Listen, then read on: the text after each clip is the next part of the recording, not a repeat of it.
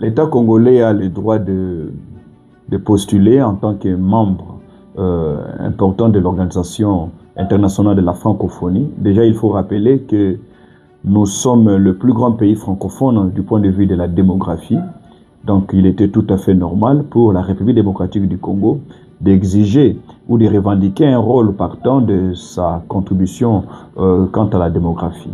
Nous sommes heureux, nous avons appris comme vous tous dans les médias que la Madame Juliana Lumumba, fille du feu Premier ministre Patrice Emery Lumumba, sera la candidate que le Congo va présenter pour pouvoir briguer ces postes de secrétaire général de la francophonie. D'abord, le premier atout est symbolique. En tant que fille du Premier ministre Patrice Emery Lumumba, c'est un héritage historique, mais aussi symbolique pour les États africains. Il faut rappeler ici que Patrice Emery Lumumba n'a pas seulement milité pour l'indépendance de la RDC, mais aussi milité pour le panafricanisme, ce qui pourrait être un élément de séduction à l'endroit des États africains membres de cette organisation pour pouvoir porter la candidature de Madame Juliana Lumumba. Ça, c'est quelque chose de très important qui constitue, à notre avis, un atout, un avantage pour la République démocratique du Congo. Évidemment, les défis sont énormes, ils sont même multiples. Le tout premier défi ici qu'il faudrait relever, c'est le défi géopolitique, pour ne pas dire défi sécuritaire. Pourquoi? Parce que le contexte dans lequel nous nous trouvons aujourd'hui, c'est que l'actuel secrétaire général de la francophonie est issu d'un pays qui est en conflit avec la République démocratique du Congo. Il faudrait maintenant prouver à la face de tous les États membres que nous ne postulons pas pour ces postes rien que pour débouter Madame Louise Mushikiwabo, mais nous postulons parce que la République démocratique du Congo, par l'entremise de sa candidate, a un projet pour la francophonie. C'est-à-dire que ce ne soit pas une lutte personnelle, mais une lutte stratégique, d'autant plus que la République démocratique du Congo a aussi un projet. Ça, c'est le tout premier défi, un défi d'ordre géostratégique, un défi politique.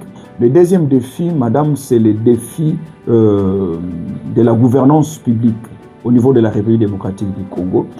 Certes, c'est Madame Juliana Lumumba qui est notre candidate, mais cette candidature sera portée par la République démocratique du Congo. Comment est-ce que les autres États membres perçoivent le Congo aujourd'hui? Est-ce un pays malade? Est-ce un pays en forme, capable de pouvoir mener à bon port les ambitions de l'Organisation internationale de la francophonie? Dès lors que nous donnons l'impression, l'image d'un pays incapable de résoudre ses propres problèmes, un pays incapable de trouver les solutions par lui-même, eh bien, cela pourrait entacher notre crédibilité et notre image en tant qu'État qui voudrait diriger par l'entremise de sa candidate une organisation aussi noble et puissante. Un autre défi, c'est celui de l'expérience ou encore de la crédibilité. Qu'est-ce que je veux entendre par là? Lors des dernières éditions de Jeux de la francophonie, la République démocratique du Congo n'a pas vendu une belle image d'elle-même. La gestion ou le management a été presque calamiteux. Les États membres ont vu, ils ont vu dans quoi ils étaient embarqués, ils ont vu comment est-ce que les fonds ont été gérés, ils ont aussi entendu les débats qu'il y a eu autour. Ceci n'est pas un avantage pour la République démocratique du Congo qui n'a pas géré comme il se doit cette opportunité qu'on a eue lorsqu'il fallait organiser le jeu de la francophonie. L'autre défi majeur d'ailleurs, c'est le profil des autres candidats. Parce que jusque-là, il me semble que seul le Rwanda avait estimé qu'il fallait renouveler la candidature de Mme Louise Mushikiwabo pour pouvoir se représenter. Mais on ne sait pas encore quels sont les candidats qui seront présentés par les autres États. Parce qu'il y a une réalité qu'il faudrait évoquer ici.